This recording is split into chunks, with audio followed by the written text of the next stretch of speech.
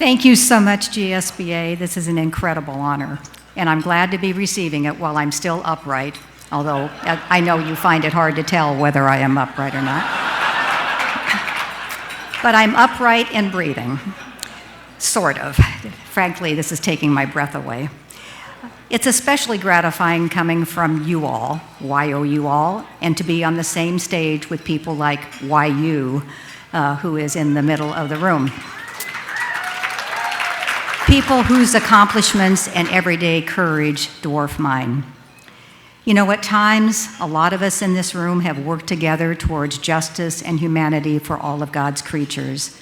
And at other times, well, you've had my back. It's been nearly a 50-year journey from me, and no, I wish I were only 50, but my engagement with the mission-driven life you've heard described by Anne spans nearly 50 years now.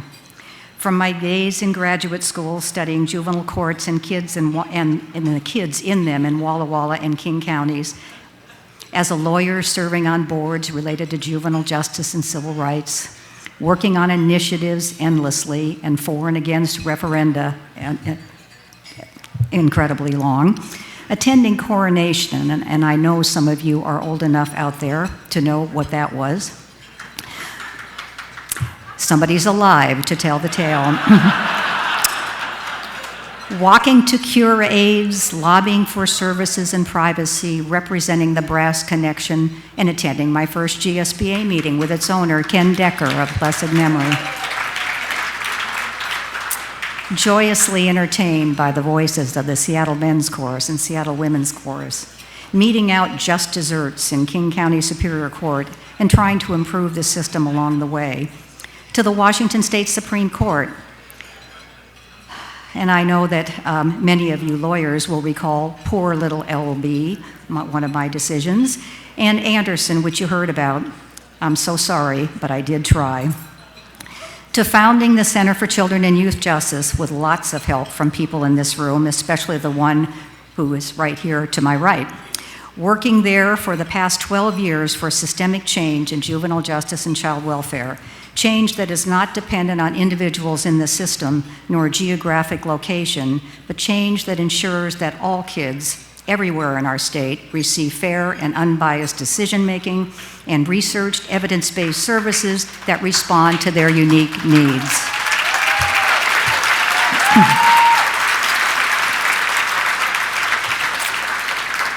I've done this work not out of a sense of sacrifice, but of responsibility. As Nancy Pelosi said in 2004, the first time that she became the first woman Speaker of the House, when she was asked about activism, why she pressed on with optimism in the face of huge odds that were that she would never become the majority or nor become Speaker.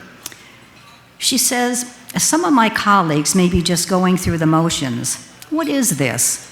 I didn't come here to just hang out. Well, I feel that way about life. I wasn't put on earth to just hang out. And I've been so fortunate, not to say there's anything wrong with hanging out.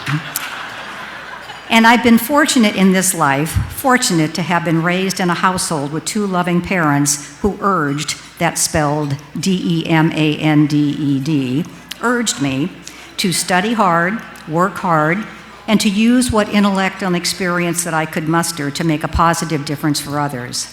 Fortunate to have found a guy to love that was as driven as I was to make that difference, and who brought me into a family whose name is synonymous with activism, the Jewish version, the drive to repair the world, tikkun olam in Hebrew.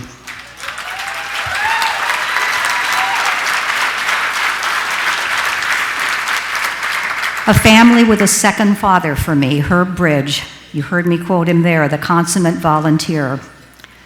I do believe that community service is the rent you pay for a space you occupy on earth.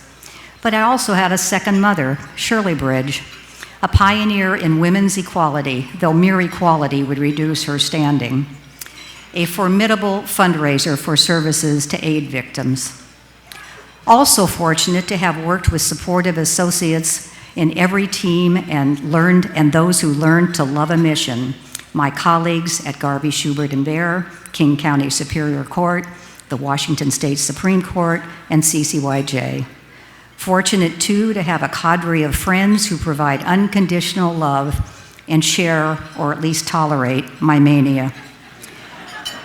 In fact, I've been supported in endeavors no matter how Don Quixote-like, supported whether the cause succeeded or failed, and remember, no failure, only learning opportunities on the way to success, supported when I made mistakes, even huge ones. But not so everyone is so fortunate, and not everyone has that support system. It's my belief that we all must share our good fortune, in all senses of that word, with those who have not, in particular kids who have not. That's the responsibility, the compulsion for service. How can we not share our good fortune and support with the 9,000 foster kids whose lives are turned upside down each year when the most important adults in their lives abuse and neglect them? With the 50,000 young people annually in trouble with the law who, absent effective intervention, bury deeper into criminal behavior, substance abuse, and mental illness. With the many more thousands of kids who daily witness violence in their homes, ending up traumatized and at risk of repeating the patterns in their own relationships. With the 40,000 or so students who are truant, drop out of school, condemned to low or no paying jobs. With the runaway, thrown away, and homeless youth, prey for predators on our streets each night. It's been estimated that nationally, LGBTQ youth constitute about 25% of the foster care population, about 20% of the juvenile justice system, and somewhere between 40 and 60% of homeless youth. They are greatly at risk of discrimination, harassment, intimidation, and violence. Indeed, it's often because of actions within their very own families that these youth enter the systems in the first place.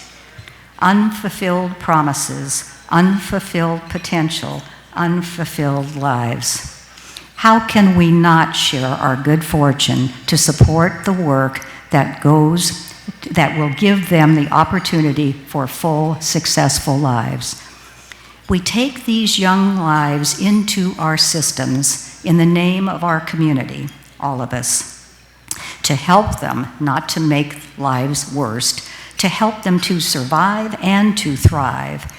It's our most serious obligation as adult members of a community. So thank you for recognizing this work. It really isn't about me. It's about all the organizations I've been privileged to work with, the people who have been behind me and beside me, and it's especially all about the kids, their wisdom and their resilience. For all of them, I thank you from the bottom of my heart for this recognition.